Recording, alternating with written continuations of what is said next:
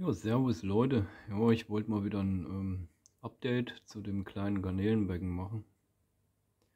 Und habe ja die letzten Tage immer mal wieder aus dem großen Juwel habe ich den Nachwuchs von den Babygarnelen rausgefangen. Zuvor hatte ich ja alle großen Garnelen, das waren ja, wie hatte ich ja im letzten Video schon erwähnt, nur noch 4, 5 Stück, genau, irgendwie sowas die Drehe. Und die haben ja Nachwuchs gemacht.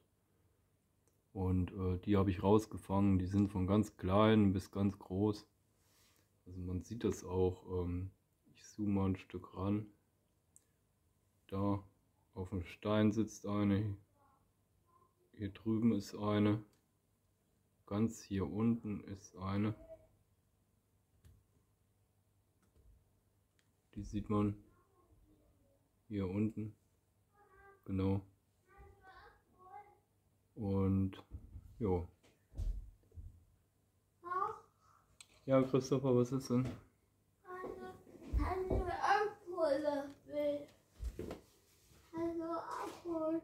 Ja, ich hole mir das dann später ab, das Bild, ne? Weil ich mache gerade ein Video. Ja. In der Zeit kann das noch Christopher? In der Zeit kann das ein bisschen trocknen, ne? Ja. Die Aquarellfarbe, okay? Ja. Kannst du schon liegen lassen und ich hole mir das dann später. Ja. Mein Sohn hat mit meiner Frau zusammen gerade ein Aquarellbild gemalt. Und ja, das kann ich mir dann abholen, spricht er. Ja, ist das süß, ne? Ja, wie gesagt, die habe ich rausgefangen, die Jungen. Hier drüben. Na, wo ist mein Finger? Da. Da ist auch eine ganz kleine.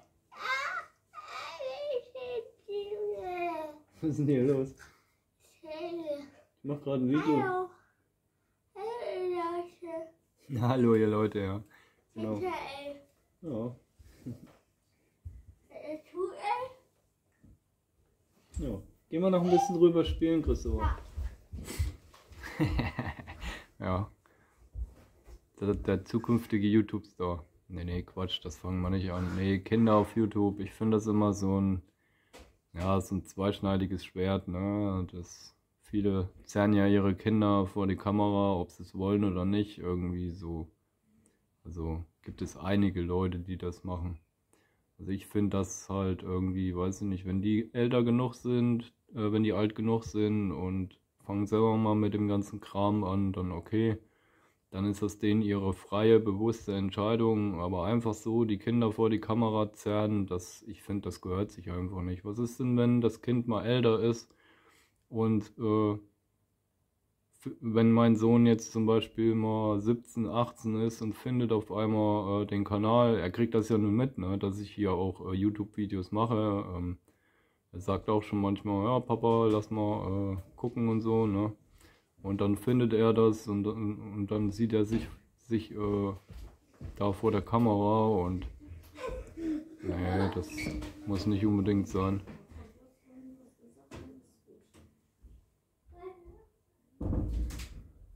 Ah, das ist halt, jeder denkt da leider anders drüber. Ich finde, zum Schutz von Kindern gehört sich das einfach nicht, da die Kinder vor die Kamera zu ziehen. Wie gesagt, wenn die das wollen oder so. Aber ich glaube, selbst dann würde ich es nicht machen, weil, weiß nicht. Die sollen erstmal vernünftig Kind sein und sollen erstmal Lebenserfahrung sammeln. Und wir sind damals auch ohne diesen Kram aufgewachsen. Gut, es gab es halt damals bei uns in der Kindheit nicht, ne? So mit YouTube und Facebook und ja, am schlimmsten finde ich ja immer noch dieses TikTok. Oder auch diese ganzen Social Media Sachen, das gab es halt früher in unserer Kindheit nicht und ich weiß nicht. Klar, wir haben das damals nicht gehabt, uns konnte das ja nicht fehlen, weil wir es nicht kannten, ne? Aber ja, ich finde halt heute ist alles so durch dieses ganze Internet so schön wie es ist, aber es ist alles so schnelllebig geworden und ja, weiß ich auch nicht und ja. Ja, sorry, wenn ich hin und wieder mal huste und schnupfe. Ja, ich hatte ja erst eine Grippe hinter mir, die habe ich 3, 4 Wochen vor mich hingeschleppt. Und jetzt schon wieder eine Erkältung. es ist echt nervig. Ich weiß auch nicht, was das ist. Ich glaube, das Immunsystem ist total im Eimer. Ich weiß nicht, ob es daran liegt, dadurch durch Corona, dass man ja oft die Masken tragen musste, dass das Immunsystem erstmal wieder trainiert werden muss. Weil klar, es kommt auch was durch die Maske durch, ne? Durch die FFP2-Maske, aber halt nicht so in dem Maße, wie wenn du keine Maske trägst. Na, ich denk, das hängt damit auch zusammen und naja. Ja, ich hatte ja heute, da wollte ich auch mal mit euch drüber sprechen. Ich möchte ja schon einen transparenten Kanal schaffen, also ich sag halt, was ich denke und will mich da nicht verbiegen oder so. Ich möchte euch ja auch schon so ein bisschen teilhaben lassen dran. Ja, so nicht nur beschränkt auf YouTube, auch so, was mit mir als Person zusammenhängt. Ist ja nicht nur, dass ich irgendwie stur Videos produziere, nur über die Aquaristik oder auch übers Angeln oder hatte mir ja auch vorgenommen, eventuell im Sommer mal, ja, halt Radtour zu machen, also jetzt keine Europatour oder eine Welttournee, ne? Oder eine Welttour, sondern einfach nur so ein bisschen hier in der Umgebung, mal zum Nordostseekanal oder mal zum Eider-Sperrberg oder sowas halt, ne? So im Umkreis von, weiß ich nicht, 50 Kilometer. Und da wollte ich euch ein bisschen auch dran teilhaben lassen, falls das Interesse eurerseits da ist. Könnt ihr ja gerne mal in die Kommentare schreiben. Ich glaube, das hatte ich schon mal angerissen, das Thema, und habe da auch eine Playlist erstellt. Die nennt sich, lasst mich nicht lügen, Radtour und Wandern oder so ähnlich. Ja, genau. Aber wie gesagt, es soll kein reiner Aquaristik-Kanal werden oder so. Es soll halt Angeln, Aquaristik, Radfahren, weiß ich nicht, alles Mögliche halt. Und ja, gestern konnte ich ja im Nachtstream bei Joachim nicht dabei sein, habe mir den vorhin angeguckt und ja, ihm ging es ja gestern auch nicht so dolle, habe ich gesehen, hat ja übelst Kopfschmerzen gehabt. Ja, davon kann ich auch ein Lied singen, so mit Migräne. Bin froh, die letzten Wochen hatte ich keinen Migräneschub gehabt, also da bin ich echt froh drüber. Ich habe Zeiten gehabt, da habe ich jeden Tag habe ich Kopfschmerzen oder Migräne gehabt, das ist echt nervig. Von daher kann ich schon nachvollziehen, dass er sich da keine 3, 4 Stunden vor die Kamera setzt. Das ist dann eine Qual und das ist dann nicht Sinn der Sache. Von daher kann ich es gut verstehen, wenn der Stream nur 30 Minuten ging. Muss ja auch mal sein, ne? Genau, und ja, ich konnte ja gestern nicht dabei sein, sonst gucke ich seine Streams immer. Die Nachtstreams nicht so lange, weil, ja, unser Sohn muss ja auch früh raus und das ist dann auch anstrengend und ja, hatte ja heute einen Termin gehabt, einen Kennenlerntermin. Das ist so ein, wie nennt sich das? Das nennt sich FAW. Der Träger, der sitzt in Hamburg und hat hier bei uns in der Stadt eine Zweigstelle. Da geht es halt drum, um Leute, die halt Handicaps haben, also jetzt, keine Ahnung, die psychisch nicht so gut unterwegs sind oder Leute, die jetzt zum Beispiel lange Zeit aus dem Arbeitsleben raus sind durch Krankheit oder was auch immer. So habe ich das verstanden. Und da hatte ich heute, wie gesagt, einen Termin. Die wollen schauen, wie das jetzt bei mir in Zukunft weitergeht. Dass wir Unterstützung mit unserem Sohn kriegen. Dann, wir haben vor einiger Zeit schon mal versucht, eine Wohnung zu finden. Aber das ist halt auch nicht so einfach. Gerade mit Schulden. Gut, ich bin jetzt mit meinen Schulden durch, zum Glück. Ich bin mit der Privatinsolvenz fertig und bin jetzt halt restschuldbefreit. Und habe ich mich auch mit ihm drüber unterhalten, das wusste ich auch nicht. Also ich kannte das so, wenn du durch die Insolvenz durch bist, dass du dann noch 3 Jahre in der Schufa stehst und dann früher musste man es beantragen, dann die Schuldnerberatung, die habe ich vor einem Dreivierteljahr angerufen, die meinte, nee, das wird automatisch rausgelöscht, und das habe ich ihm erzählt und er meinte, das ist so nicht ganz richtig. Also dadurch, dass die Schufa ja eine private Institution ist, kann das schon sein, dass Leute, ja, wenn man es nicht beantragt oder selbst wenn man es beantragt, dass die dann noch ein 4. Jahr oder so drinnen bleiben. Da ist wohl, ich weiß nicht, ob das Bundesgerichtshof war oder so, auf jeden Fall habe das wieder vergessen. Ich bin so vergesslich durch die scheiß Depression und wenn mir jemand was erzählt, nach 2, 3 Stunden habe ich die Hälfte vergessen und gerade wenn da so viel Input ist. Naja, wie auch immer, auf jeden Fall meinte er, das Gericht hätte wohl ein Urteil gefällt, dass wenn man die Restschuldbefreiung per Urteil hat, kann man sofort aus der Schufa rausgelöscht werden und da soll ich Unterstützung kriegen, weil es eben, wenn man Bürgergeld bekommt, ehemals Arbeitslosengeld 2, Schrägstrich Hartz IV, nennt sich jetzt ja Bürgergeld, habt ihr ja sicher schon alle mitgekriegt. Und aber es gibt auch Leute, die ja mit sowas nichts zu tun haben, die wissen das nicht. Und ja, auf jeden Fall ist es dann nicht so ganz einfach, einen Wohnraum zu finden. Das ist ja so schon schwer, jemand, der Arbeit hat, einen Wohnraum zu finden, gerade in der Stadt oder in Großstädten zum Beispiel ist das ja oft das Problem, so Berlin, Hamburg, Frankfurt, so typische Großstädte, dass da unbezahlbar ist, ne? Ja, und da sollen wir ein bisschen Unterstützung kriegen. Also wir wollen dann noch ein Stück weiter hoch in den Norden ziehen, also Richtung Nordfriesland.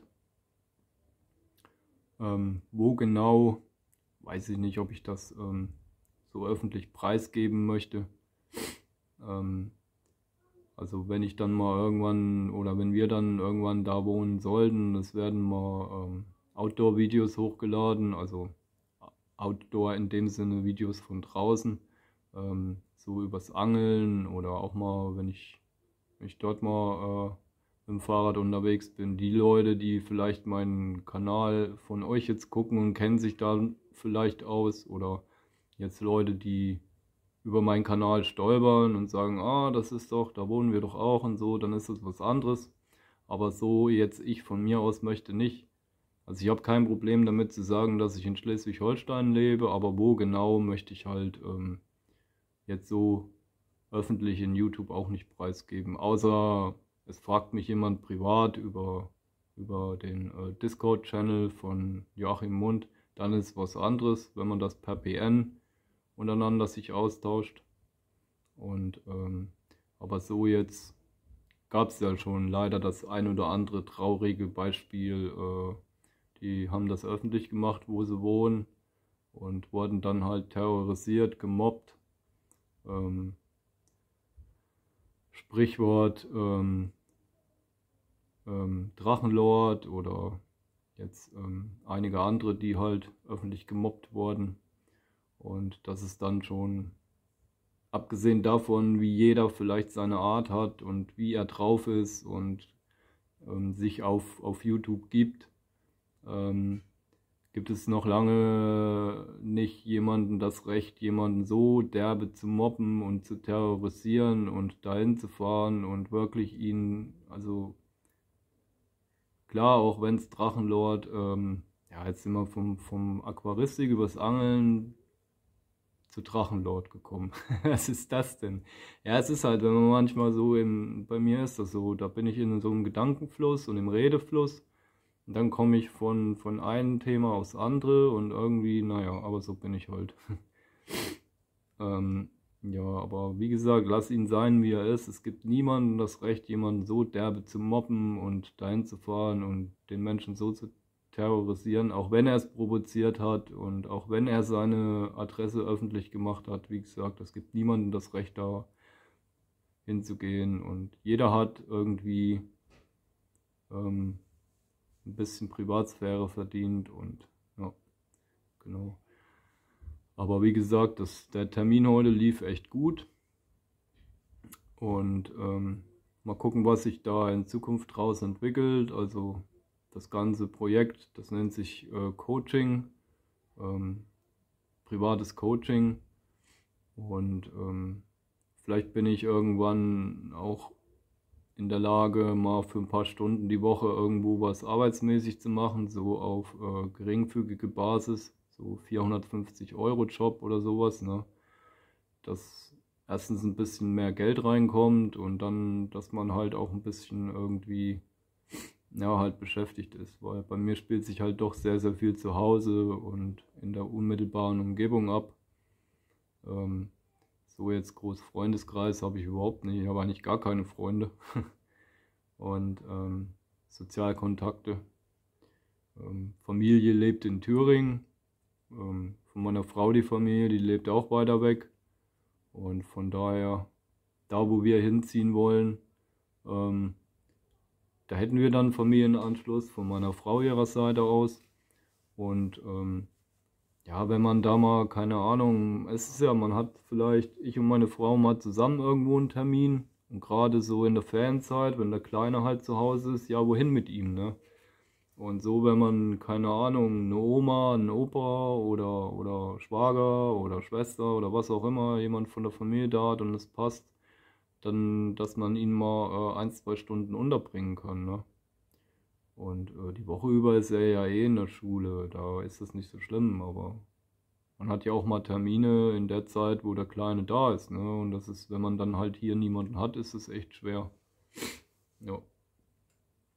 Und ja, genau, da habe ich schon zu meiner Frau gesagt, wenn das dann irgendwann soweit ist und wir hier umziehen, dann dauert es ja, man weiß ja nicht, wie lange der Internetanbieter dann da ist. Da würde ich aber dann vorher nochmal eine Ankündigung machen, damit ihr Bescheid wisst, ja, dass aktuell keine Videos kommen, weil Umzug, die ganze Rennerei, alles neu beantragen, hier und. Ihr wisst ja, wie das ist, wenn man umzieht. Man hat viele Rennerei und dann muss man sich erstmal darauf konzentrieren und dann muss halt YouTube erstmal hinten anstehen, das ist klar, ne? Ich habe das jahrelang gemacht, da habe ich die Prioritäten nur auf PC und Spielen zum Beispiel gesetzt, durch meine Medienabhängigkeit mit dem Spielen am PC. Das hat damals ja, schon ganz schön Zeit gefressen und wo ich meine Frau noch nicht kannte und unser Sohn dann natürlich logischerweise auch noch nicht da war, da habe ich teilweise den Rechner nie ausgemacht. Der war 24 Stunden an. Ich habe dann irgendwie vielleicht mal 2 Stunden oder 3 Stunden geschlafen und ansonsten halt nur gespielt, ne? Und die Zeit ist zum Glück, also spielfrei bin ich jetzt seit ungefähr 2 Jahren. Und da bin ich auch richtig froh drüber.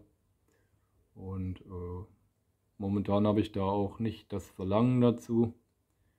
Und ja, aber wie es halt mit Sucht ist, man soll da halt nicht sagen, ich werde nie wieder spielen oder ich werde nie wieder trinken oder ich werde nie wieder Drogen nehmen oder was auch immer. Sondern man soll halt den Tag genießen und stolz drauf sein, den Tag, den man geschafft hat. Und das jeden Tag. Und da groß zu sagen, so, ich nehme mir jetzt vor, nie wieder spielen zu müssen oder nie wieder was zu trinken oder sonst irgendwas, das ist halt die falsche Herangehensweise. Das ist meine Erfahrung. Ähm, immer auf den Tag stolz sein, den man gemeistert hat und alles andere ergibt sich dann meist von selber. Genau. Ja, ansonsten, ich habe mir letztens im Angelladen, habe ich mir einige Sachen geholt.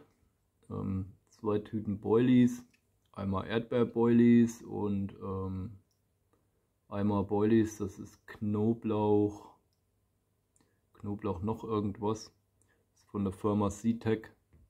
Und dann hatte ich noch mir 3 elektronische Bissanzeiger und eine Buzzerbar geholt. Da mache ich auch mal ein Video dazu, dann stelle ich das mal vor.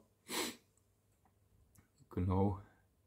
Und habe mich da auch schon erkundigt, wo wir hinziehen wollen. Also der Angelverein, die Kosten sind wie hier bei unserem jetzigen Angelverein auch so ähnlich. Auch so die ganzen Regelungen mit Arbeitseinsatz und alles, das ist da ja, nimmt sich ja nicht viel. Da, also es ist auf jeden Fall, ich sag so viel dazu, es ist auf jeden Fall direkt an der Nordsee.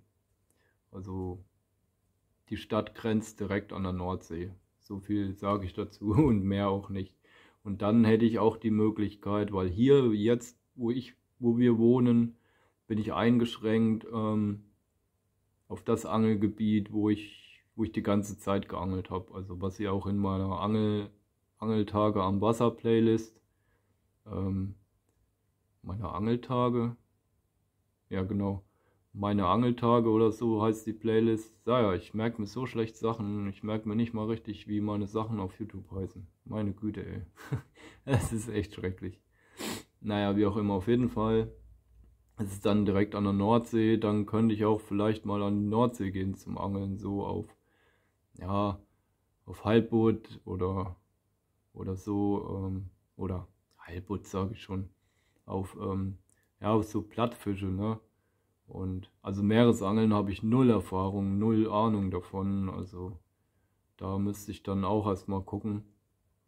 Aber das kann man sich ja alles beibringen, ne? Ja, heutzutage hat man ja eben durch YouTube, hat man ja die Möglichkeit, sich viel selber beizubringen. Vor 30, 40 Jahren war das halt noch nicht. Ja, da haben die Leute entweder alles selber ausgetüftelt und rausgefunden oder halt einfach ans Wasser gehen und Erfahrung sammeln und daraus halt, ja, ja, das Beste halt machen. Oder man ist mit Angelkollegen los und Leuten, die schon ein bisschen Ahnung haben, ne?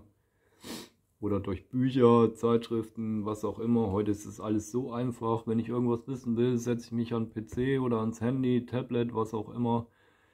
Im Prinzip braucht man heutzutage nicht mal mehr einen PC oder einen Laptop. Die Fernseher, die sind alles, diese Smart TVs. Damit kann man auch direkt ins Internet gehen und dann sucht man sich was. Keine Ahnung, wie koche ich Bratkartoffeln, ne? Wenn ich jetzt ein absoluter Kochanfänger bin und weiß was nicht. Und ja, deswegen jeder, der sich heute hinstellt und sagt, ach, ich kann nicht kochen und das lerne ich nie, das ist Quatsch. Jeder kann kochen lernen. Das ist eine Interessenfrage, ne? Und wenn man das nicht lernen will, dann lernt man es auch nicht, das ist klar. Und genauso ist es halt mit dem Angeln, mit der Aquaristik oder was auch immer oder generell mit allen Sachen. Genau, und da kann ich mich dann auch vielleicht mal hinstellen und zum Beispiel Makrelen, ne? Geräucherte Makrelen schmeckt obergeil, aber hier, wo ich jetzt wohne, an die Nordsee müsste ich mindestens 20 Kilometer ungefähr fahren. So. Oder an Nordostseekanal müsste ich auch mindestens 20 Kilometer fahren. So. Und das mit dem Fahrrad und äh, ohne Anhänger, alles nur auf dem Gepäckträger und so. Ne, das ist, das ist echt zu viel des Guten. Und wenn ich dann halt da in der neuen Stadt wohne, die halt dann direkt am Meer liegt, dann ist es schon wieder ganz anders, ne? Dann ist es auch wieder was Neues und rein theoretisch bräuchte ich da nicht mal dann in einen Angelverein gehen, wenn ich jetzt nur Meeresangeln betreiben wollte.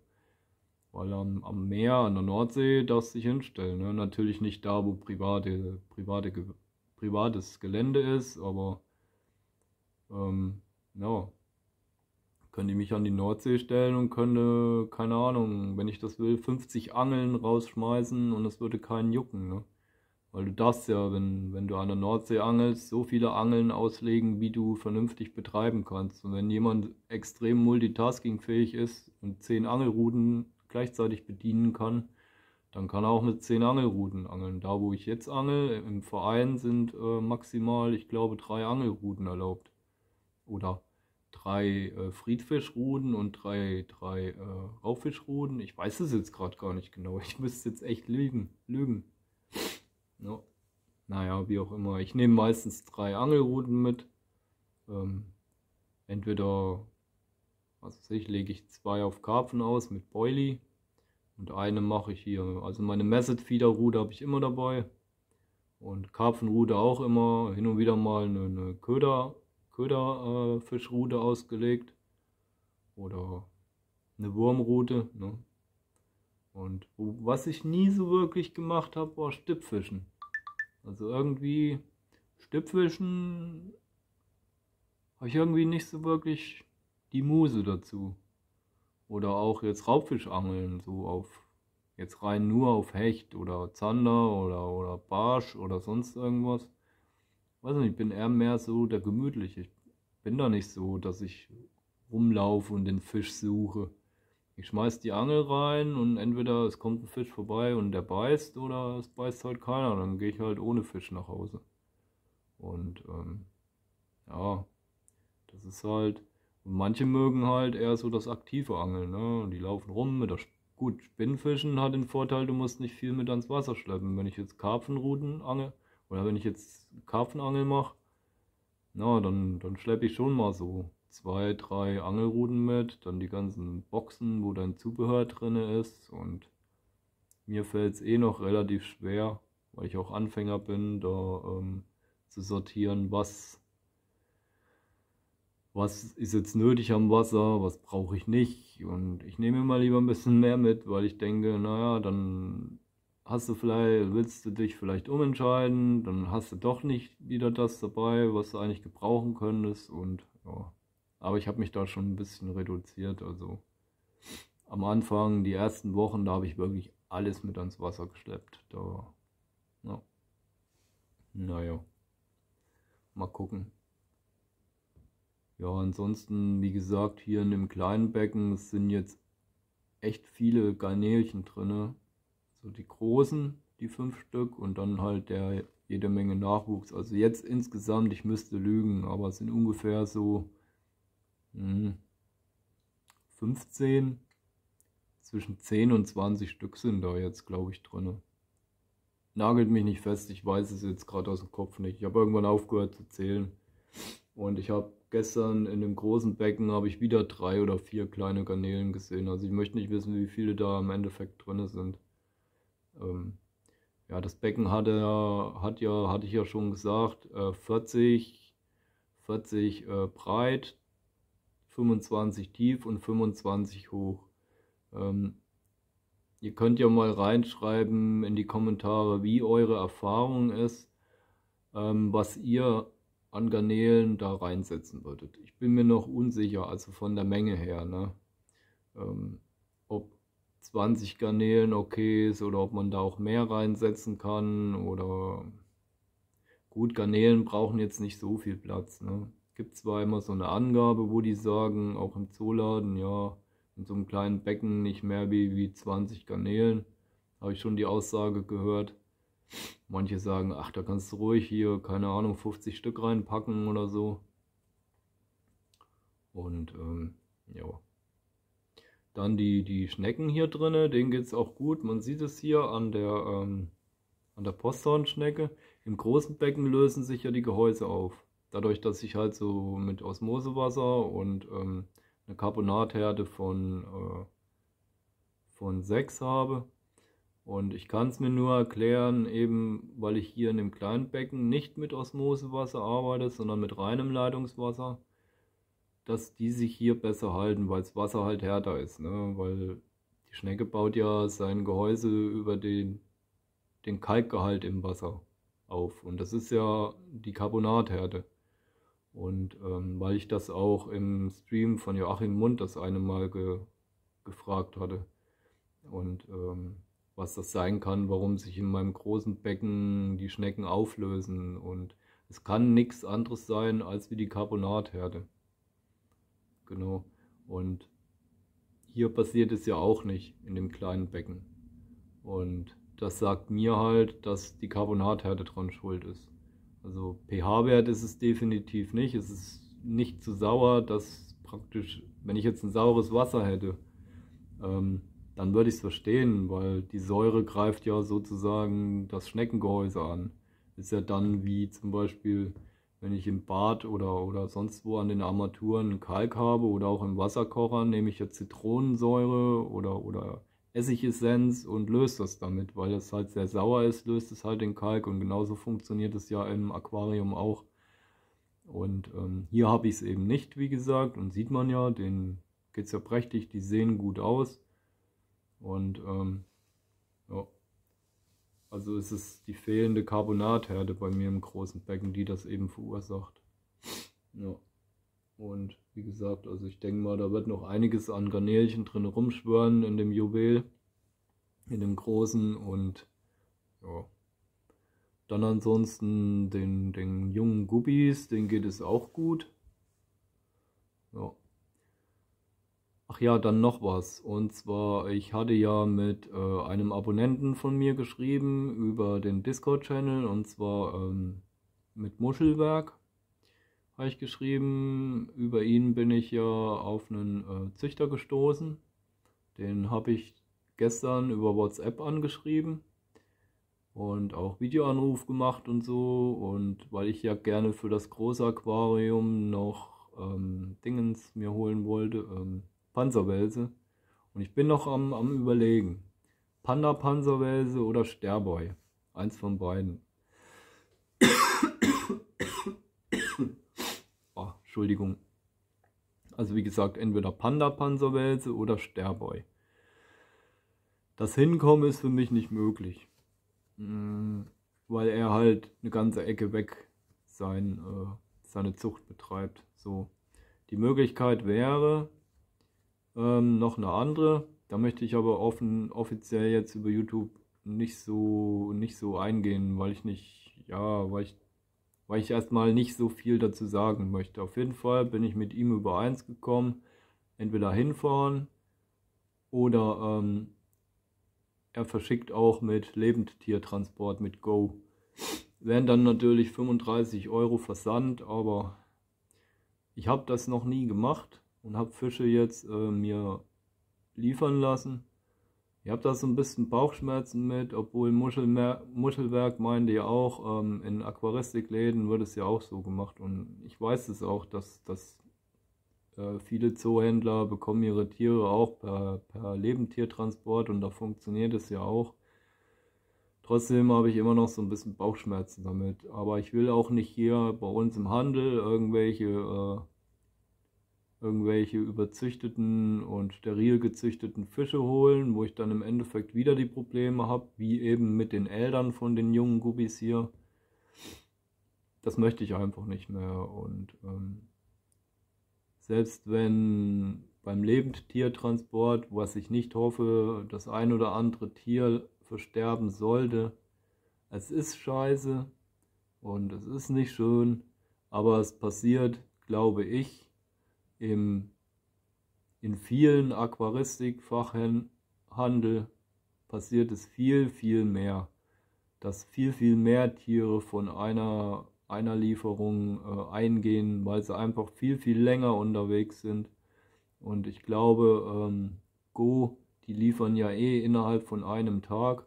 Das heißt, die sind nicht so lange unterwegs wie manche Tiere. Und wenn man zum Beispiel überlegt, wenn man jetzt Garnelen online bestellt, die müssen ja nicht mit Go geliefert werden, die können ja ganz normal über DHL oder die Post geliefert werden, und wenn sich da mal was verspäten sollte, sind die vielleicht, keine Ahnung, 3, 4, 5 Tage unterwegs. Das finde ich schlimmer. Aber wie gesagt, da halte ich euch auf dem Laufenden, was es im Endeffekt wird, ob es Panda-Panzerwels oder also Corydoras Panda oder Corydoras Sterboy. Bin mir da noch unschlüssig, aber ihr werdet es erfahren. Und da wollte ich mir gerne 10 Tiere holen. Finanziell geht leider nicht mehr, aber das geht auch nicht heute und morgen, da muss ich mal gucken. Hin und wieder verkaufe ich ja Pflanzen über Kleinanzeigen oder über eBay.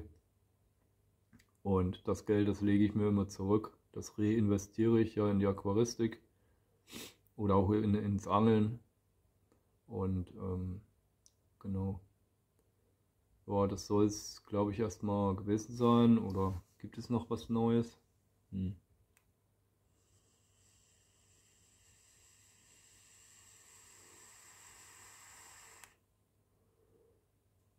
Nee, ich glaube, es gibt nichts mehr. Das war eigentlich das, was ich mit euch besprechen wollte. Oder was ich euch nicht besprechen, mitteilen wollte. Und ja. Aber ihr seht ja, die Jungen, die sind ja relativ mobil. Also denen geht es echt gut. Hier drinnen. Ich mache mal ein Stück nach oben. Die hängen alle immer meistens.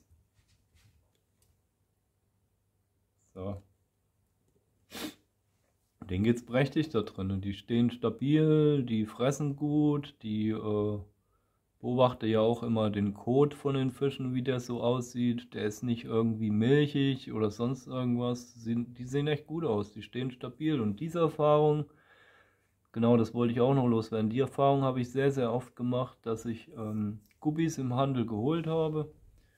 Und die Eltern sind dann meistens nach ein paar Wochen verstorben, haben einmal Junge bekommen und sind dann irgendwann mal eingegangen. Und die Jungen, die sind dann richtig stabil, die standen wirklich gut. Die haben nicht so geschwächelt, die haben sich gut entwickelt und hatte ich weniger Probleme mit dem Nachwuchs als wie die Eltern. Und die hier, da habe ich nicht 1 Gramm Salz rein in das Aquarium. Bei den Elterntieren, da sollte ich Salz mit reinmachen und bla bla bla und dann musst du wieder rumpanschen und ich habe da keinen Bock drauf, die Tiere auf Salz zu halten, weil es ist ein Süßwasserfisch. Klar mag der vielleicht auch in Brackwasser oder in Salzwasser auskommen, aber meiner Erfahrung nach ist der Guppi ein Süßwasserfisch. Ist ja kein Fisch, der irgendwie ins Meer wandert oder so. Der kommt vielleicht zeitweise mit Salz klar, aber es ist kein Salzwasserfisch. Und weiß ich auch nicht. Das ist was anderes sind Fische, die nur da leben, zum Beispiel nur im Brackwasser. Zum Beispiel manche Grundelarten, die leben nur im Brackwasser oder keine Ahnung, das. Ja. Aber naja, so ist das. Gut, das soll es jetzt ein für alle Male erstmal gewesen sein. Und dann werde ich mir mal das Bild von meinem Sohn abholen. Mal gucken, was sie da gemalt haben, die beiden. Er braucht ja immer sehr viel Unterstützung. So, er kriegt ja vieles nicht alleine hin durch seine körperliche Behinderung. Und ihr habt es ja vorhin sicher mitgekriegt. Also er ist sehr, sehr schwer zu verstehen teilweise. Selbst für uns als Eltern, wo wir jeden Tag mit ihm zu tun haben. Also fremde Leute verstehen da wahrscheinlich noch weniger. Aber so ist er ein aufgewecktes Kerlchen und ja, ich sag mal so, es hätte ihn viel, viel schlimmer treffen können. Genau. Ja, ansonsten wünsche ich euch noch einen schönen Tag. Und wenn meine Erkältung nicht noch schlimmer wird, sehen wir uns ja oder ja, sehen und hören wir uns am Freitag zum Lesestream. Ich hoffe, das seid ihr wieder dabei und mich würde es echt freuen. Und ja, ansonsten, ciao, ciao, schönen Tag noch und bleibt gesund.